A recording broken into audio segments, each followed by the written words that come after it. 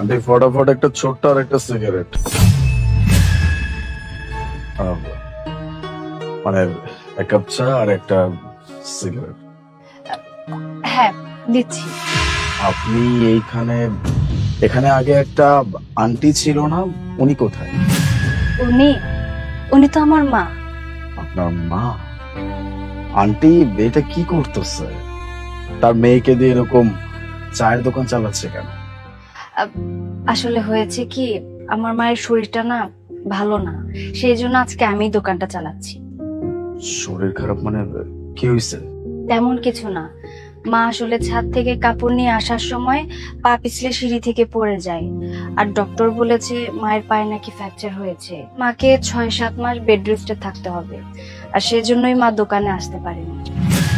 6-7 মাস? তার মানে এই 6-7 মাস এই দোকান আপনি চালাবেন? হ্যাঁ, এই 6-7 মাস দোকানটা আমাকেই চালাতে হবে। বুঝতে পারছি। আপনি কিছু করেন না, মানে লেখাপড়া কিছু করেন না? এখন পর্যন্ত লেখাপড়া করছিলাম, কিন্তু এরপরে কি হবে সেটা আমি জানি না। আচ্ছা, বুঝতে পারছি। ওকে।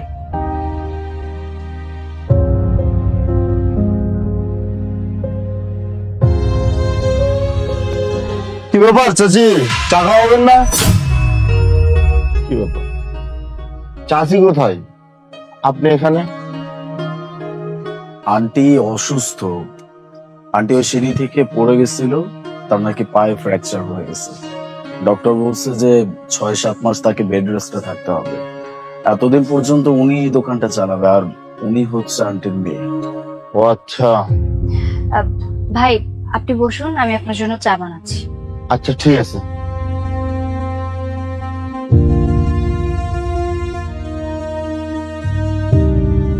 ওনারা না এভাবে দোকানে কাজ করতে দেখতে না ভালো লাগতেছে।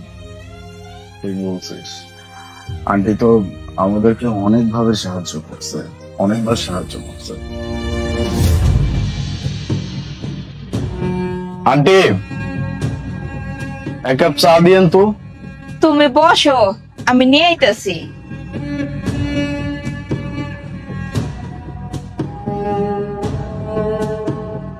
কি গো বাজান, দেখে মনে হইতেছে অনেক পেরেশানিতে আছো, কি হয়েছে? আন্টি একটা বিজনেস স্টার্ট করতে চাইছি, কিন্তু 20,000 টাকা এখনো কম পড়তেছে।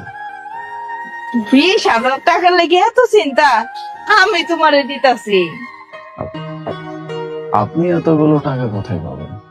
আরে বাজান, তোরে তো চিন্তা করতে হইব না, তুই টাকার চিন্তাটা আমার উপরে ছাইড়া দে। আমি যেমনি পারি ব্যবস্থা করে তোরে আমি টাকাটা দিব। তুই এখন বয়া বয়া চা খা, আমি যাই, আবার মনে হয় কাস্টমার আইব দোকানে। ঠিক আছে।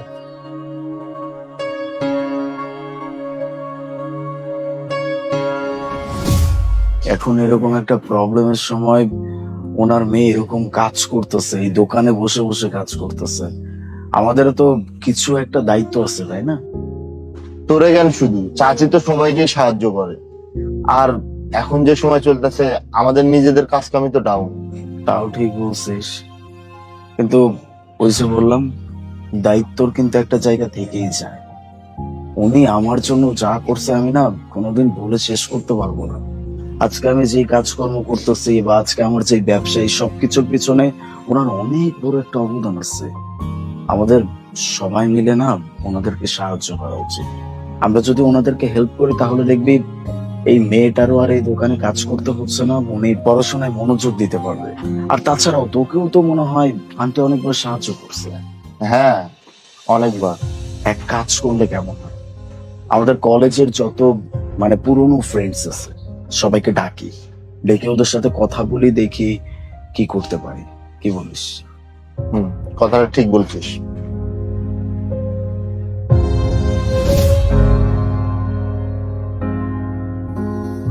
আপু, এই যে আপনার বাজার। বাজার? কিন্তু আমি তো কোনো বাজার অর্ডার করিনি। ভাইয়া আগেই বলছিল যে আপনি এসব নেবেন না, তো এনেন, এটা পড়ান। এই রেশন আর এই সব জিনিস আপনার পুরো মাসের জন্য যথেষ্ট হবে ইনশাআল্লাহ। আপনার ওখানে আর কাজ করার কোনো দরকার নেই। আপনি আপনার পড়ালেখায় মন দেন। আপনি এটা একদমই চিন্তা করবেন না আমরা আপনাকে কোনো রকম দয়া করতেছি। দয়া তো আপনার মা আমাদেরকে করছে, তা আবার অনেকবার। আমরা আজকে যা কিছু হইছি, যা কিছু ইনকাম করি, তাতে আপনার মায়ের অনেক অবদান আছে। আর আজ ওনার এই বিপদের সময় যদি আমরা একটুও কাজে আসতে পারি, তাহলে আমাদের জন্য অনেক সম্মানের ব্যাপার হবে। নিজের খেয়াল রাখবেন, আজ থেকে আপনার কোনো জিনিসের অভাব মনে হবে না।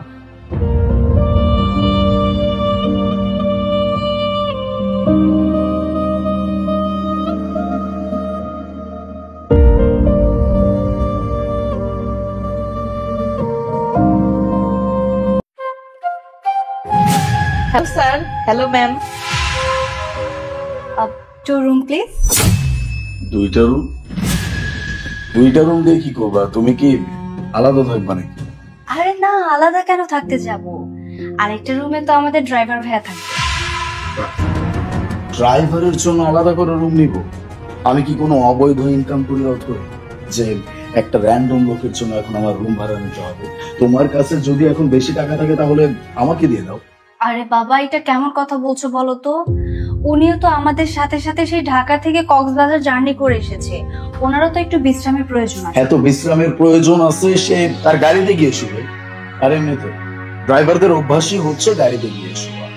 আমার কাছে এত ফালতু টাকা পয়সা নেই যে একজন ড্রাইভারের জন্য এখন আমি রুম বুক করব। কে তোমাকে রুম বুক করতে বলেছে? আমি করব ওনার pay.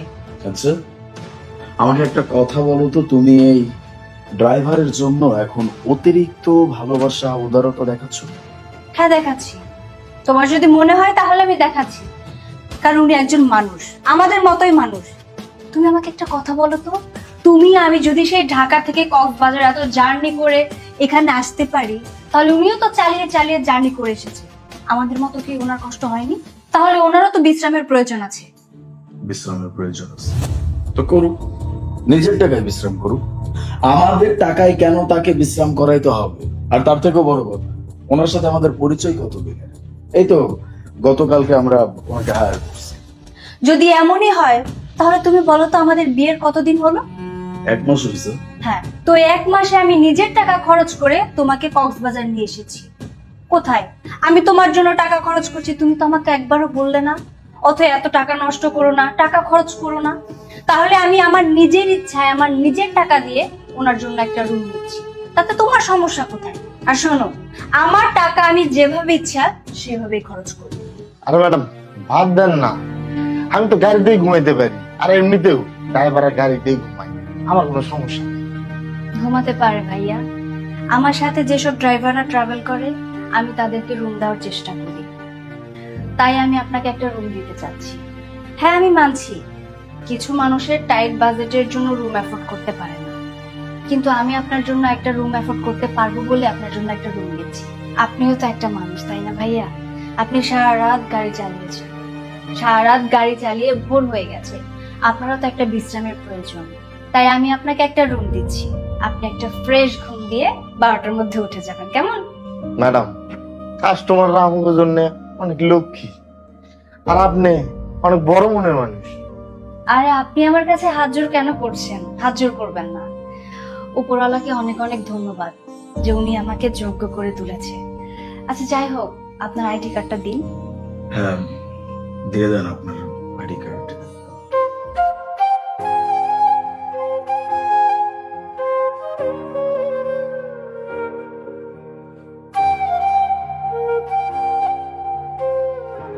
Showroom please. Sure ma'am. কি বাবা, তুমি বিয়ে করছো?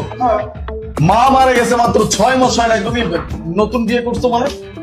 ওরে বাবা খামাগা বলবো কইছ তো, তোর মা আসতেছে ও করে নিয়ে আয়, আমি রুমটা পরিষ্কার করে দিই। আরে বাবা, তুই তুই? এই বলদের ঘরে বল, তুই আমার বাবাকে বিয়ে করছিস? হ্যাঁ, তোর বাবাকে আমি বিয়ে করেছি। এটা তুই কি করছিস? হ্যাঁ, আমি যা করেছি বেশ করেছি। আমি তো তোকে ভালোবাসি না, আমি ভালোবাসি তোর বাবার প্রপার্টিকে। কারণ 2 দিন পর তোর বাবা এমনিতেও মারা যাবে, আর তারপরে এই সয় সম্পত্তি সবকিছু আমার হবে, আর তুই হবি আমার চাকর। আরে বাবা, আসতে না আসতে তো নতুন মাস তো বন্ধুত্ব হয়ে গেল। বাবা তোমার মাথা ঠিক আছে, তুমি জানো না ও জানি জানি জানি জানি ভালো করে জানি। ও তো ঠিক আছে। ওর বাবা ওকে জোর করে অন্য কোথাও বিয়ে দিচ্ছিল, তাই আমি তাকে ভাগিয়ে নিয়ে আসি। এত হতে দিতে অন্য কোথাও বিয়ে ভাগানোর কি দরকার ছিল? আরে বাবারে, আমি তো তোর জন্য ভাগিয়ে আনলাম। আমার জন্য? তার মানে তুমি ওরে বিয়ে করো? চোর বাচ্চা বেঁচে গেছে।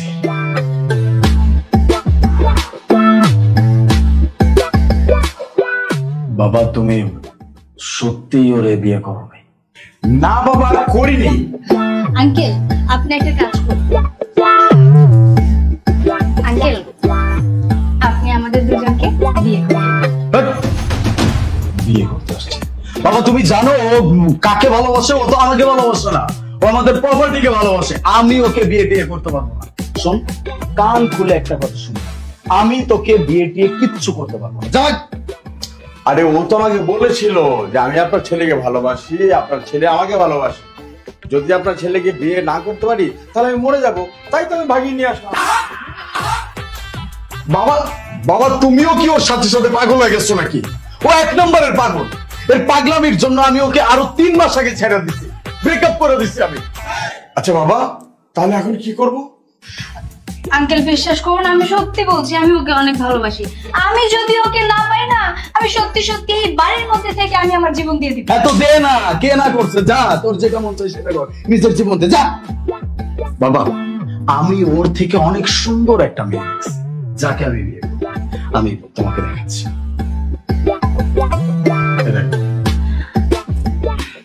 আমি এই মেয়েটাকে বিয়ে করব, ওকে আমার দরকার নাই। এই তুই যা। আমি কিন্তু সবাইকে বলে দিচ্ছি, আমি সত্যি সত্যি এই বাড়ির মধ্যে কিছু একটা করে বসবো। আলহামদুলিল্লাহ, তাড়াতাড়ি যা।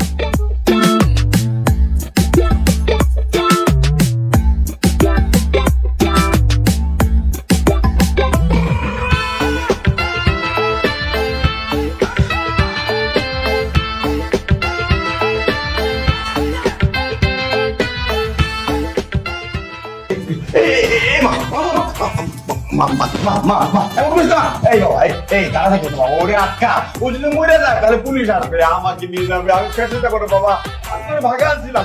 না, আরে বাবা যা ইচ্ছা করুক না, করতে দাও। ওরে বাবা, বোঝার চেষ্টা করবো, যদি এমন কিছু করে ফেলে তাহলে আমাদের সমস্যা হবে, আমরা ফেলে যাবো। আচ্ছা ওকে, রিল্যাক্স। এই থাম থাম।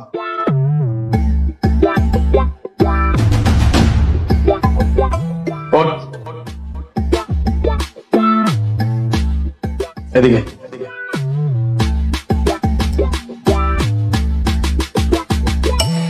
আমার ঘরে আসবে। ও মা গো, এসব কি হচ্ছে? তেমন কিছু না বাবা, এতক্ষণ পর্যন্ত এখানে যা কিছু হয়েছে না সবকিছু ছোট একটা নাটক ছিল। আমি সত্যি ওকে অনেক ভালোবাসি। ওর বাবা ওকে জোর করে অন্য কোথাও বিয়ে দিয়ে দিচ্ছি। আমি কি করব সেটা আমি নিজেই বুঝতে পারতেছিলাম না। আমি যে যাব, আমিও তো যেতে পারবো না। আমি গেলে ওর বাবা আমাকে চেনে, আমার জন্য সমস্ত ব্যবস্থা করে রাখছে। যতগুলো বন্ধু বান্ধব ছিল সবাইকে বলছে, কেউ যেতে পারবে না। তখন ভাবতেছিলাম যে কি করব, কাকে দিয়ে কাজটা করাবো। হুট করে তোমার কথা মাথায় আসছে। জাস্ট ওকে বলছি যে তুমি বাবাকে কল করে বলো, বাবা তোমাকে যা করার করবে। আর দেখো হয়ে গেছে সবকিছু। তাহলে বুঝতে পেরেছি, এই ভিডিওর পুরো ডাইরেক্টরটা তুই। আমাদের ভেবেছিলাম আমি। দেখাচ্ছি তোকে মাথা, দেখাচ্ছি।